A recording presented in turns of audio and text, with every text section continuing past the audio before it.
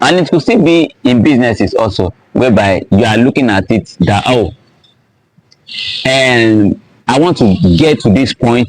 But when you know you want to get to this point, you are not going to webinars, you are not going to shows, you don't go to events, you don't go to workshops, you are not improving yourself. How on earth do you think you are going to attain to that height? That is quite impossible. Even the altitude is not for the weak, it's basically for those who are actually ready to take the risk. If you are not ready to take the risk with full discreet, there is no way for you to actually soar. So that is when you are dishonest to your core value. So in order to go beyond that, you must ensure that you are very honest to your core value. Why the third, it is you honest to your endpoint result. If you have a business and you are not result oriented, you'll be absent out of the business in no time. Let's say you have a business whereby that is done with folks and friends, you don't check them up, there's no culture, there's no bureaucracy in the system. You don't check anything up. You like, is anything that comes in is all accepted by you, then you will make sure that you should be packing in no time, because that will make your business not to actually end well, because you are not result oriented. As a businessman, as whosoever you are, you must be result oriented. It must be something you are going for every moment. At least you must have a short term goal, like a month to 3 months goal. Then you must have a mid term goal, that is, it must be from that 3 months to 6 months goals that you need to achieve. Then if it's a long time goal of 1 year to 3 years, you must make sure that these are your goals, and everything must become achievable. When Henry Ford was about making the six cylinder car, he got his experts all together and said, do this. Although they were saying, was it possible? He said he doesn't know. He went, and after 6 months he came. And after 6 months, Henry Ford came, and he saw that they couldn't do up to the expectation. He still gave them and said, do this. After 6 months he will come. And afterwards, because they were so dogged about it, because they were bent on it, on making sure that the boss was being result oriented, they had to make it so fulfilling.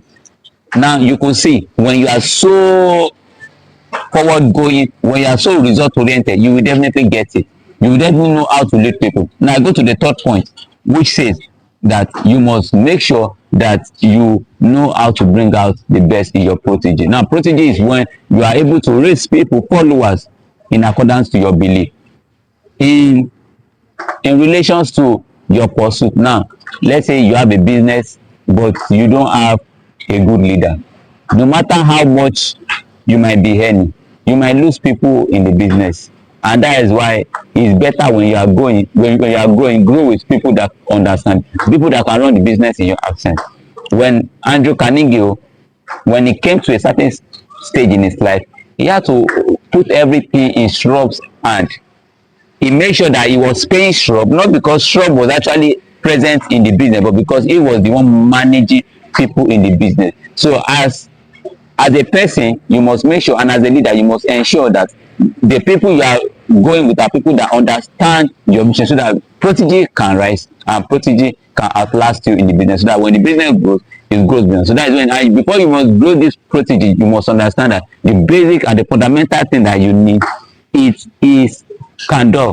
Candor is very necessary in this delivery. So I will go to the 4 point, which says, so additionally, you must ensure that you having protege is very paramount, and make sure when you are actually thinking of growing a network business, ensure that these people grow with you. Ensure that they know that you are dealing with them, and you have a plan for them, a plan that will be, oh, in the next 10 years this is what you gain, you staying with me, these are the benefits of you being with me. Now this actually is very important. In fact, when Domino's restaurants imbibe this in their policy in 2008, they ensure that their customer downloaded their app and make sure that they trap every deliverer in the United States, and that actually helped them to raise their revenue by 31%. So that's quite good. When you are very open in business, when you do everything with open-mindedness, you can be sure that your result, it will be very awesome. So I go to the fourth point, which says, now the fourth point says building your what, Now when you are building your worth and brand, it's very necessary that you put in this candor. Now this candor effect actually helps you to grow with time. It helps you to grow either exponentially or in arithmetic progression. This helps you in achieving everything you need, every damn thing that you need in life. Now when Brian Tracy was talking about being honest in Eat the Frog, he said, when you know that you are going to finish a project in 3 days, the tell your client that you'll be finishing in 5 days to come, so that you can impress, you don't disappoint.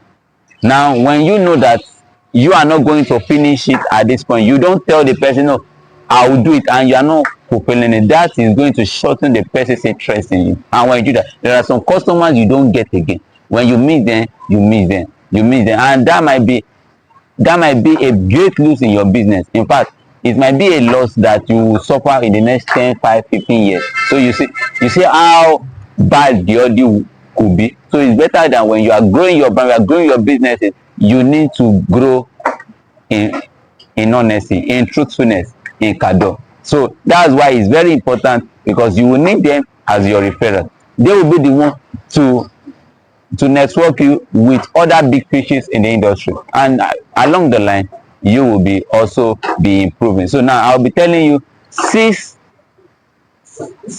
points that helps in building. Yeah, I'll be telling you 6 instances you can use in implementing candor.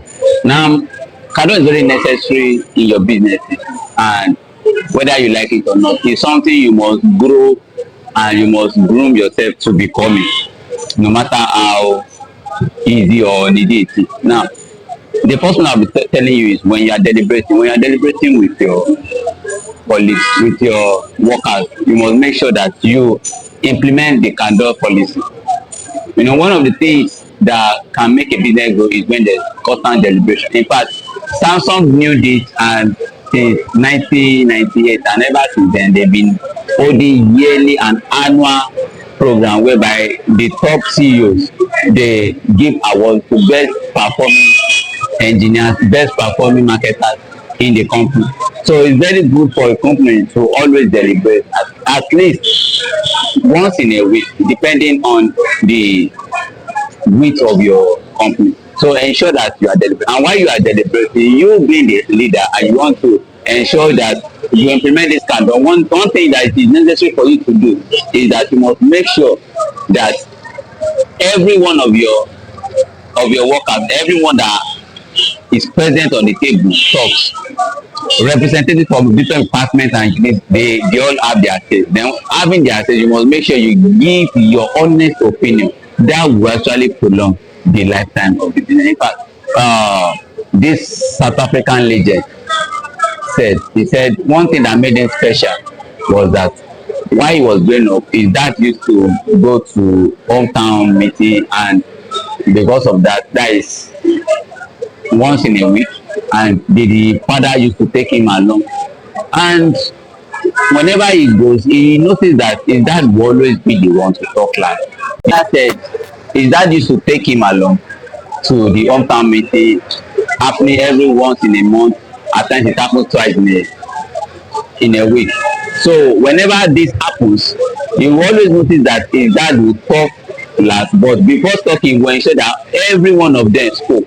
And after they've spoken, he will make sure he brings on this point according to this one, according to Mr. B, according to Mr. C. Then he joins everything and summarize everything. So that was what made his father to be so influential at that time. So that now made their perspective to be so rigid that his dad was an honest man. That was at then. Now, bringing it back to your own position, that is what is expected of you to do. So I'll be going to the second point, which says, now the second point is